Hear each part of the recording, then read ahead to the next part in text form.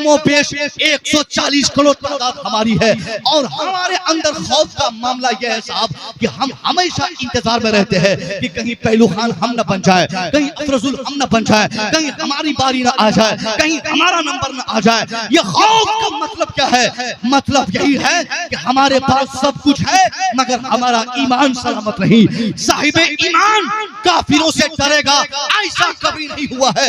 तारीख दुनिया बताती है जंगे बद्र से आज तक मुसलमानों ने किसी भी जंग में मुसलमानों को जो जीत हुई उसकी तादाद के एतबार से नहीं बल्कि मुसलमानों के ईमान की बुनियाद पर, मुसलमानों की नमाज की बुनियाद पर, मुसलमानों के ईमान की कुव्वत की बुनियाद पर मुसलमानों ने बद्र में, मुसलमानों ने ओहद में, मुसलमानों ने खैबर में, यानी दुनिया में जितनी जंगें मुसलमानों ने लड़ी और उसमें मुसलमानों को कामयाबी मिली, कोई एक जंग आप बताइए जहां हमारी तादाद सबसे ज्यादा रही हो। हम जहां 313 थे वहां हमारे दुश्मन 1000 थे। जब हम 1000 हुए दुश्मनों की तादाद बढ़कर 10,000 हो गई। जब हम 10,000 के हुए दुश्मन 1 लाख के सामने मौजूद थे। जब हमारी तादाद 1 लाख की हुई सामने 10 लाख की तादाद मौजूद रहती थी।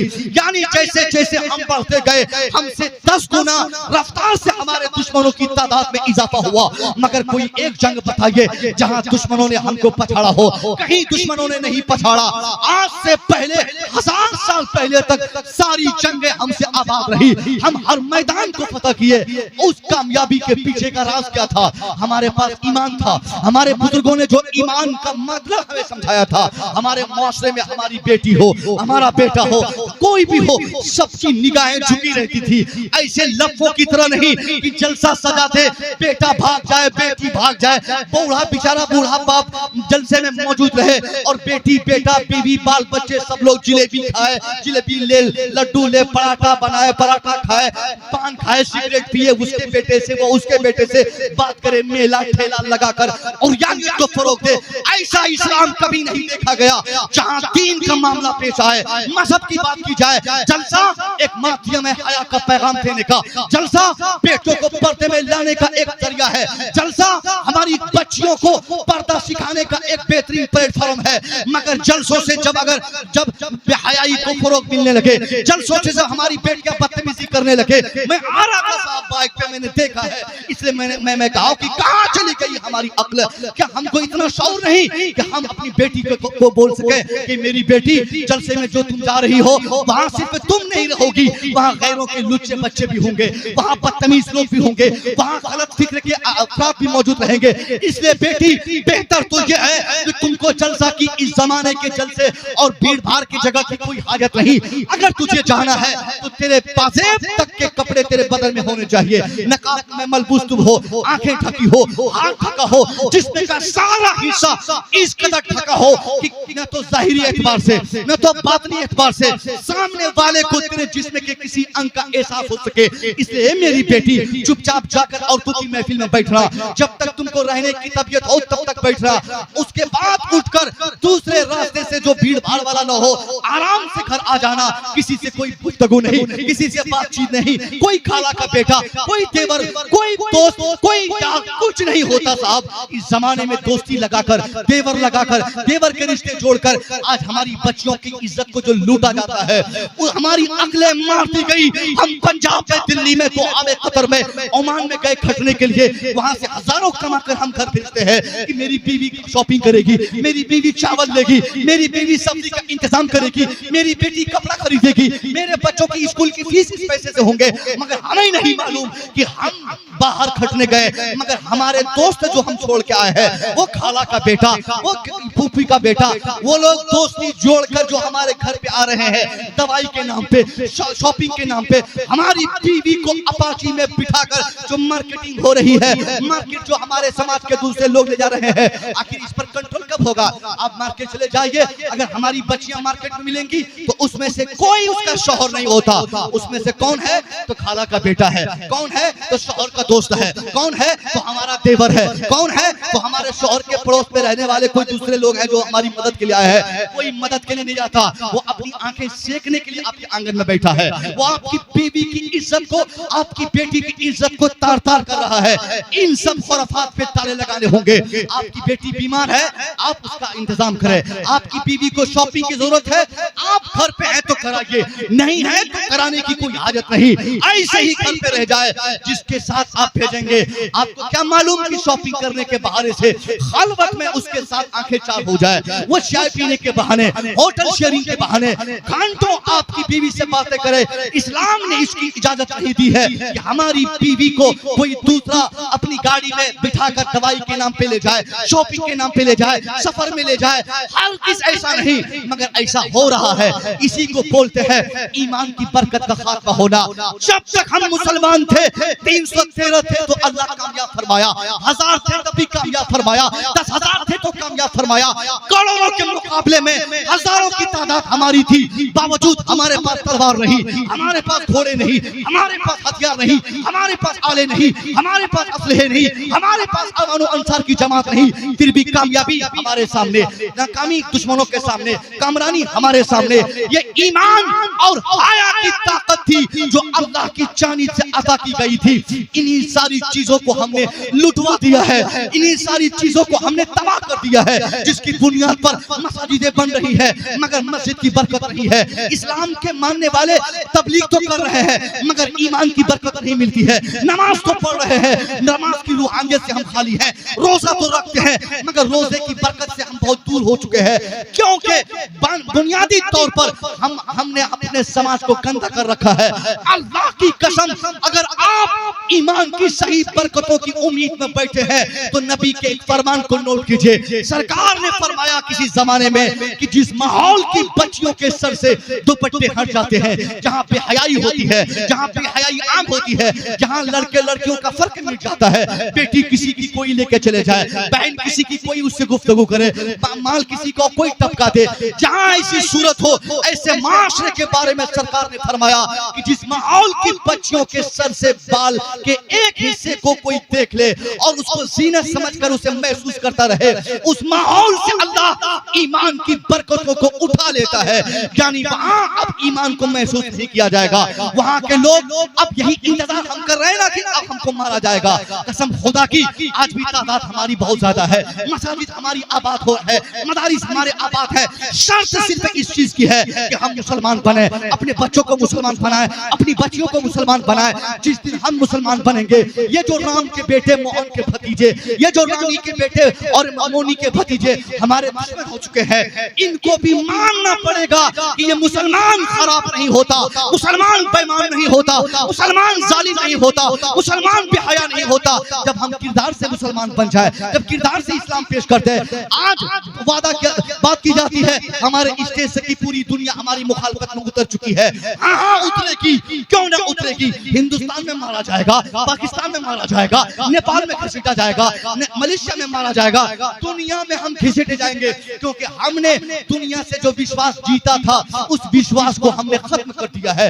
आज से 1000 साल पहले दुनिया बखूबी जानती थी जो मुसलमान होगा वही सच्चा होगा, जो मुसलमान होगा वही बाअखलाक होगा, जो मुसलमान होगा वो वफादार होगा, जो मुसलमान होगा वो बाहया होगा, जो मुसलमान होगा वो जालिम नहीं होगा, मजलूम होगा।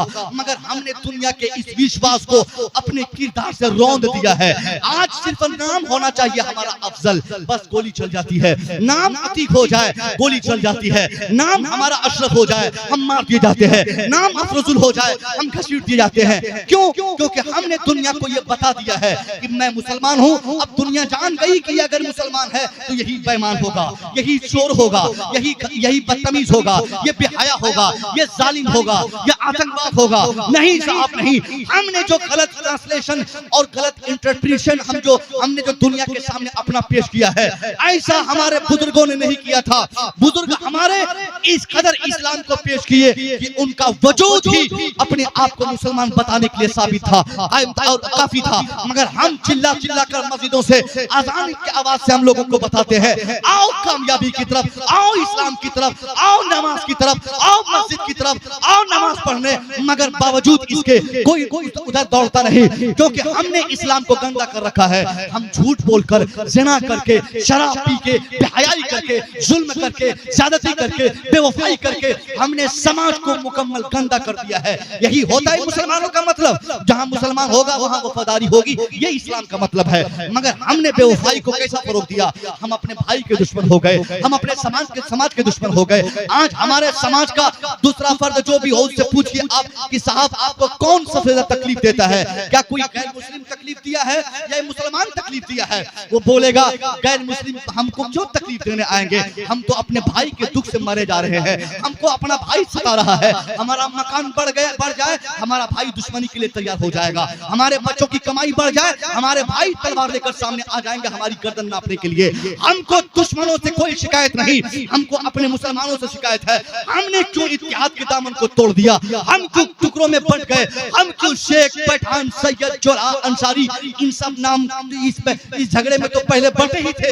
अब तो साहब ये जाहिदी है, ये जैशी है, ये रज़वी है, ये बरकाती है, ये कादरी है, ये है, वो है, ये नसीमी है, वो फला है, ये फला चिला है। इन 50 खानों में हमने बांट कर अपने इस्लाम को, अपनी सुन्नियत को जो रौंदता है, आज काफिरों को ये समझ में नहीं आ रहा है कि जब ये इतनी दुश्मनी आपस में कर रहे हैं, लगता है ये कोई और इस्लाम के मानने वाले हैं, ये सामने वाले कोई और इस्लाम के मानने वाले हैं, ये पीछे वाले कोई और इस्लाम के मानने वाले हैं, ये दाएं वाले किसी और इस्लाम का कलमा पढ़ते हैं। हमने दुश्मनों को ये बताने में हम कामयाब हो गए कि हम लोग अलग अलग इस्लाम को मानते हैं। वो मुसलमान नहीं, वो मुसलमान नहीं, वो मर जाए तो जनाजा नहीं पढ़ेंगे, उसको कलमा पढ़वाएंगे। हम लोग साहब हिंदुस्तान भर में तकरीर करते हैं, हमेशा डर की तलवार गर्दन पे लटकी रहती है कि पता नहीं किस दिन किस वीडियो के जरिए कोई बात मुश्तर हो जाए, फतवे आ जाए मेरे सामने कि अब तौबा कर मौलवी तू भी, अब कलमा पढ़ मौलवी तू भी, अब निकाह पढ़ मौलवी तू भी, अब तौबा कर कलमा पढ़, अब जलसे भी पाबंदी लगाओ। देख मौलवी क्या बक रहा है, देख मौलवी क्या पैगाम दे रहा है, देखिए मौलवी इत्तेहाद कह के सबको एक जगह सिमेट कर ये क्या बोलते हैं, इस्लाम को किस रास्ते पे डालना चाह रहा है। हम लोग हमेशा डरते हैं, मगर अब उस डर को निकालना पड़ेगा। इन बांटने वालों के दिमाग पर काले जूते लगाने पड़ेंगे जिन्होंने इस्लाम को बांटा है, सुन्नियत को बांटा है। हमारे अखलाक से बिला वजह हमें दुश्मनी मोल लेने का जो रास्ता हमवार किया है, अल्लाह की कसम कोई भी सिलसिला हो, चाहे बरकाती हो या अशरफी, रज़वी हो या कोई नक्शबंदी, कोई सिलसिला हो, जिस सिलसिले का ताल्लुक सरकार मौला अली से है, सरकार गौसे पाक से है, सरकार गरीब नवाज से है, सरकार मखदूम समना से है, सरकार आला हजरत से है, सरकार आने महाराजा से है, वो तमाम सरासिल हमारे हैं। उनके बुजुर्ग की गलती से उस सिलसिले वाले को हम ये मौलूद इल्जाम नहीं ठहरा सकते। एक आदमी गलती करेगा, कलमा वो पढ़े, तौबा वो करे, उसकी वजह से पूरे सरासिल खराब हो जाए, पूरा मुआशरा खराब हो जाए, ऐसी फिक्र हमारी नहीं है। इन लोगों ने बांट कर हम लोगों को कमजोर कर दिया है और यही कमजोरी का नाजायज फायदा दुश्मन उठा रहे हैं। इसी कमजोरी की बुनियाद पर मैं आपसे पूछता हूं, आपके नेपाल की बात तो छोड़ो, हमारे हिंदुस्तान में बड़ी बड़ी खानका है जिस शहर में है, उस शहर के कोई एक railway station, bus station, tempo stop कहीं बताइए जहां पर हम अहले सुन्नत की एक जामे मस्जिद मौजूद हो, जहां हमारी मस्जिद हो, जहां हमारा मदरसा हो। हमने क्या किया दुनिया में? जिसको हम वहाबी कहते हैं, जिसको हम देवबंदी कहते हैं, वो ईमान के एतबार से कमजोर है, अकीदे के एतबार से खराब है, मगर आपको पता है काम के एतबार से हमसे 50 गुना काम उसने ज्यादा किया है। उसकी तादाद हमसे ज्यादा रेस में है, वो हमसे ज्यादा काम कर रहे हैं। चाहे स्टेशन बरेली शरीफ का हो, चाहे स्टेशन दिल्ली का हो, चाहे स्टेशन मुरादाबाद का हो, कहीं भी हो, मस्जिद उसी की मिलेगी, हमारी नहीं।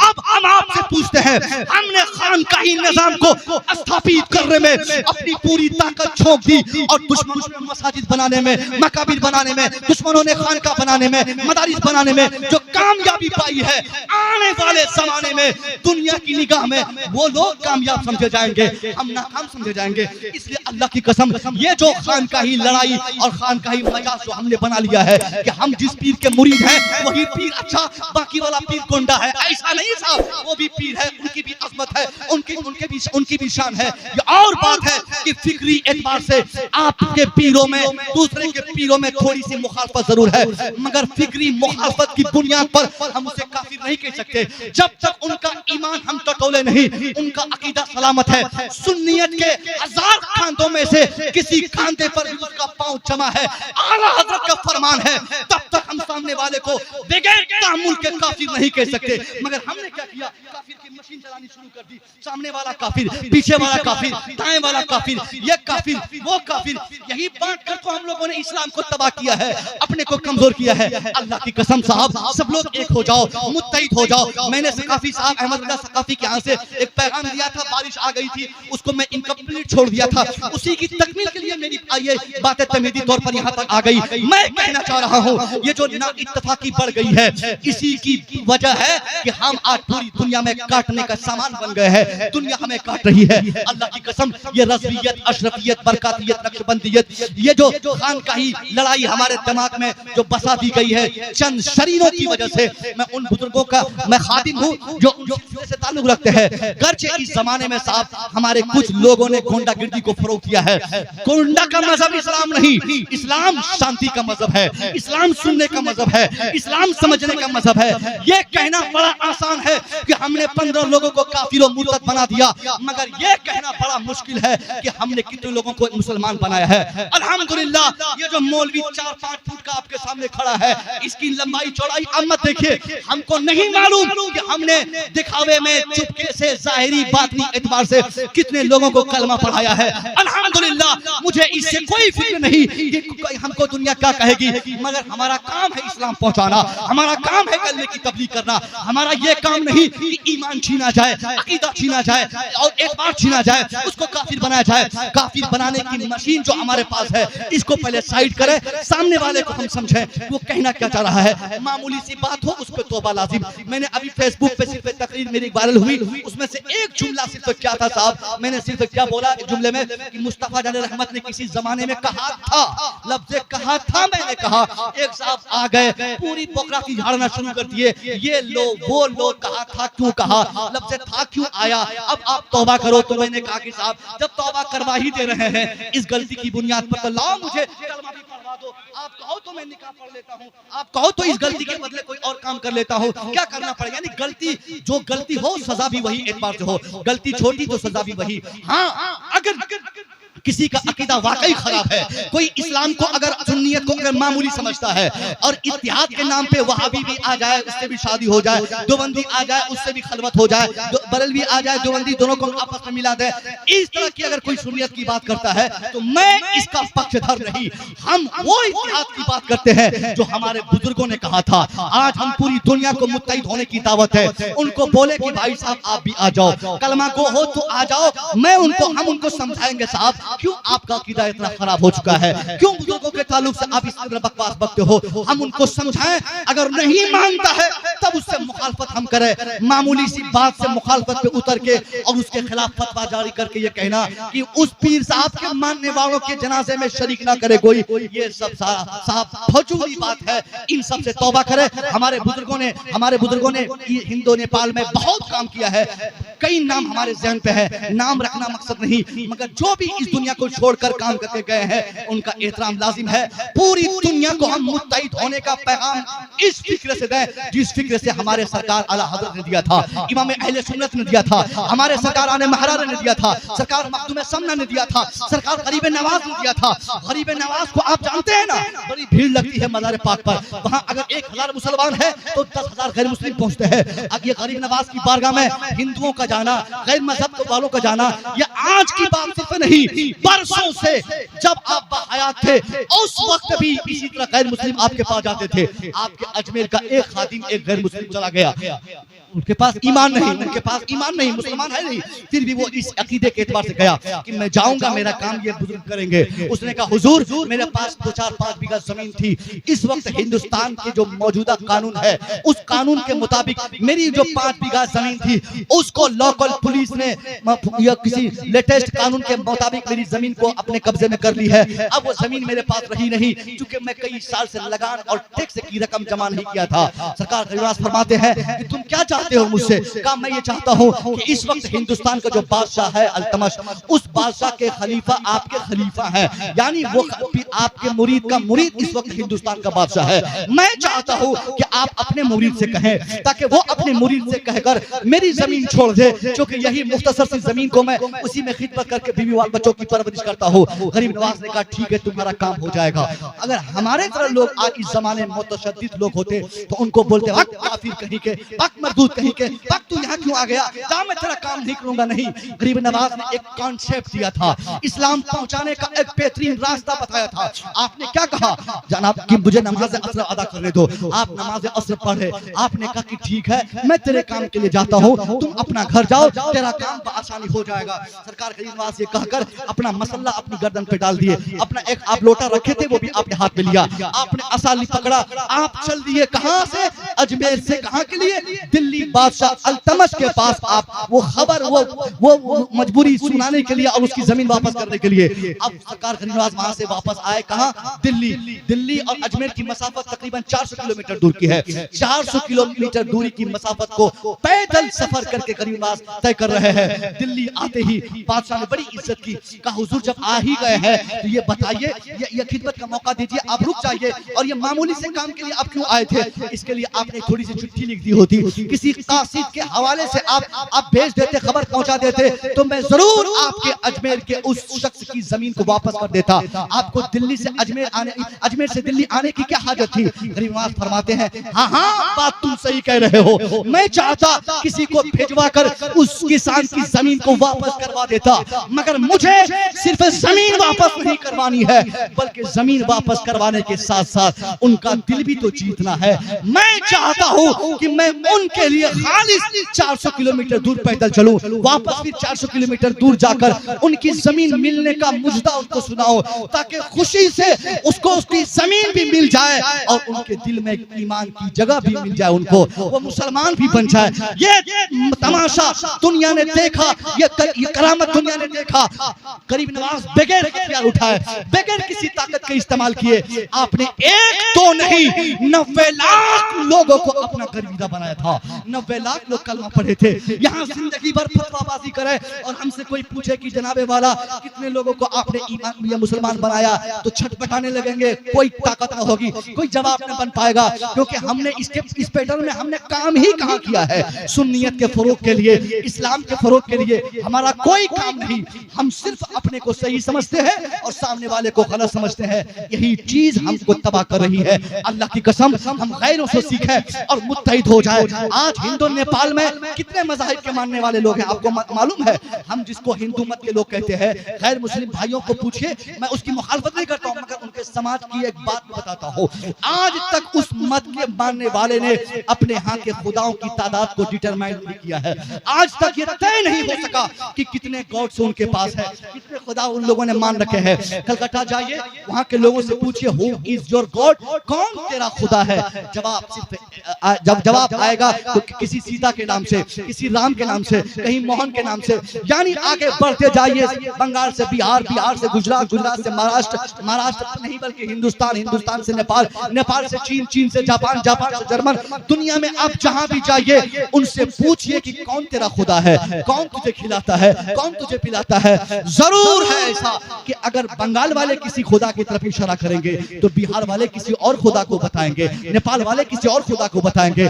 जिनके माशरे ने आज तक उनके खुदाओं की तादाद को तय करके आज तक फिक्स करके नहीं साबित कर सका। कोई कहता 1 लाख, कोई कहता 2 लाख, कोई कहता 3 लाख। अभी मैंने पढ़ा था, कहा एक शख्स ने कहा कि 300 करोड़ तादाद हमारे गॉड्स की तादाद है। चूहा, बिल्ली, बंदर, छुछंदर, सांप, पेशाब, पखाना, गधा, जानवर सब खुदा है। पानी, ये सूरज, ये तारे, ये बांस, ये बल्लम, ये माइक, सब जिसको पाए वो खुदा।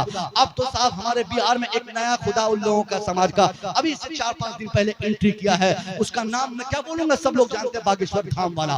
उनको लोग डायरेक्ट खुदा कहते हैं। यानी वो आदमी, मैं तो कहा है जलसे में कि साहब वो तार जेल वालों ये एडमिनिस्ट्रेशन को मैंने कहा था कि एक जगह आप खाली छोड़ दीजिएगा, वो बाबा रामदेव जहाँ थे उसके जस्ट बगल वाले कमरे को आप खाली छोड़ दीजिएगा। तो 4 महीने के अंदर मैंने पर्ची पढ़ी, बहुत पर्ची पढ़ता है ना वो बाबा, जिसकी चाहे उसकी पर्ची पढ़ के बोलता है कि अब उसको क्या करेगा, किसका घर बनेगा, किसकी शादी होगी, किसको गर्लफ्रेंड से मुलाकात होगी, किसको नौकरी मिल जाएगी। मैंने भी एक जलसे में उसकी पर्ची पढ़ी। मैंने कहा कि मैं बागेश्वर धाम बाबा की पर्ची पढ़ता हूँ, आने वाले तो 4-6 महीना के बाद ये बाबा अपनी जगह पहुंच जाएंगे जहां इनके गुरुजी रहते हैं। इसलिए तहार प्रशासन से मेरी गुजारिश है, एक कमरे को खाली करके रखा जाए, बिल्कुल नीट और क्लीन रखा जाए। क्योंकि जिस अंदाज से इनकी शोहरत में देख रहा हूँ, जिस तरह माँ बहन बेटियों से बात करना, उनकी पीठ थपथपाना, उनके साथ खलवत में उनसे बातें करना, ये जो देखा जा रहा है, बहुत हद तक उनकी पर्ची ये बताती है 6 महीना का मेहमान है साहब, जितना मानना है मान लीजिए। अब तो ये भी अपने दादा के पास जाने वाले हैं, सबकी पर्ची पढ़ने वाले, उसको लोग खुदा कहते हैं। वो खुदा कहने का शौक बढ़ता जा रहा है। जिस समाज में खुदाओं को आज लोगों ने तय नहीं कर पाया,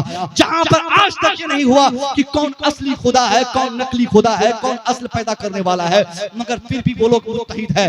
पूरे हिंदुस्तान नहीं, पूरी दुनिया में आज उनकी एक ही फिक्र है कि मुसलमान कैसे बर्बाद हो, मुसलमान कैसे तबाह हो, मुसलमान कैसे मारा जाए, मुसलमानों की बच्चियों को कैसे भगाया जाए। 1 लाख रुपया एक बच्चे को देता है वो लोग कि तुम एक मुसलमान की बच्ची को से प्यार के बहाने से उनको अपने समाज में लाओ, तुम 1 लाख इनाम पाओ। यानी उनकी 50 तरीके ऐसी चल रही है, उस पे वो लोग काम कर रहे हैं। कौन लोग? जिसके खुदा एक न हो सके, जिसके गॉड एक न हो सके, जो अपने माबूद को अपने एतबार से एक तरफ से मान नहीं सका, वो लोग आज मुत्तहिद है। आज सबसे ज्यादा विधायक उनके पास, सबसे ज्यादा मंत्री उनके पास, सबसे ज्यादा मिनिस्टर उनके पास, सबसे बड़ी कुर्सी उनके पास, सबसे बड़े बड़े जजेस उनकी झोली में, सबसे बड़ा बड़ा अफसर उनके पास। वो लोग मुत्तहिद होकर इत्तेहाद का मजा ले रहे हैं। और हम मुसलमानों ने कितना अपने समाज को चौपट किया। हमारा मजहब इतना नहीं, मुसलमान चाहे बंगाल का हो या बिहार का हो, मुसलमान नेपाल का हो या भारत का हो, मुसलमान चाहे इंडोनेशिया का हो या मलेशिया का हो, मुसलमान चाहे अफ्रीका का हो या अमेरिका का हो, मुसलमान होना चाहिए। मगर उससे आप एक सवाल पूछिएगा, हु इज योर अल्लाह? तेरा अल्लाह कौन है? तेरा खुदा कौन है? कौन तुझे पैदा किया है? मुसलमान नेपाल का होगा, इनकी जबान अलग होगी, बिहार का होगा, उनकी जबान अलग होगी, इंडिया का होगा, उनकी जबान अलग होगी, पाकिस्तान का होगा, उनकी जबान अलग होगी, अफ्रीका का होगा, उनका भाषा अलग होगा। यानी मुसलमान जबान के एतबार से, समाज के एतबार से, रंग के एतबार से, साख्त के एतबार से, माशरे के एतबार से, तहजीब के एतबार से, तमद्दुन के एतबार से, बनावट के एतबार से, अपने अपने एतबार से वो अलग हो सकते हो। मगर जब उनसे सवाल किया जाए कौन तेरा खुदा है, कौन तेरा अल्लाह है, कौन तुझे पैदा किया है, कौन तुझे खिलाता है, तो बंगाल से भोपाल तक, हिंदुस्तान से जर्मन तक, जापान से मलेशिया तक मुसलमान कहीं का होगा, एक ही जवाब आएगा, रब्बी अल्लाह, मेरा रब अल्लाह है, अल्लाह मुझे पैदा किया है, अल्लाह मुझे पालता है, अल्लाह मेरी परवरिश करता है, अल्लाह मेरा प्रोटेक्शन करता है, अल्लाह मेरी निगहदाश्त फरमाता है। यानी मुसलमान जब पूरी दुनिया में अल्लाह बताने के मामले में एक ही अल्लाह की तरफ इंडिकेट करता है, बंगाल का जिस अल्लाह को बताता है, बिहार वाले भी उसी अल्लाह की तरफ इशारा करता है, भोपाल वाले भी वही बोलता है। बंगाल बिहार को छोड़िए, पूरी दुनिया के मुसलमान वही कुरान, वही ईमान, वही इस्लाम, वही अल्लाह, वही मुस्तफा जाने रहमत। तो जब अल्लाह हमारा एक, कुरान हमारा एक, ईमान हमारा एक, तो कॉन्सेप्ट हमारा क्यों अलग है? हम क्यों अपने पीर से भीख मांगते हैं जन्नत की? हमारे पीरों से पूछे कि साहब आप जन्नत जाइएगा ठीक ठाक से कि नहीं? आपको जाना हो तो अपने अमल की इस्लाह कीजिए। ये माल मारने के लिए, पैसा कमाने के लिए, दौलत कमाने के लिए पीर मुरीदी का जो हथकंडा आपने अपनाया है, आप कहिए अपने पीरों से कि आप वो छोड़ दे, वरना पिटने के लिए मैदान महशर में तैयार हो जाए। हम मुरीदों को इसकी कोई फिक्र नहीं। हमारे ऊपर गौस का फैजान है, हमारे ऊपर मखदूमान महरारा का फैजान है, हमारे ऊपर सरकारे बरेली का, सरकारे समना का फैजान है। उन बुजुर्गों के तवस्सुलात से हम सब बख्शे जाएंगे और अल्लाह हमारे लिए आसानी फरमाएगा।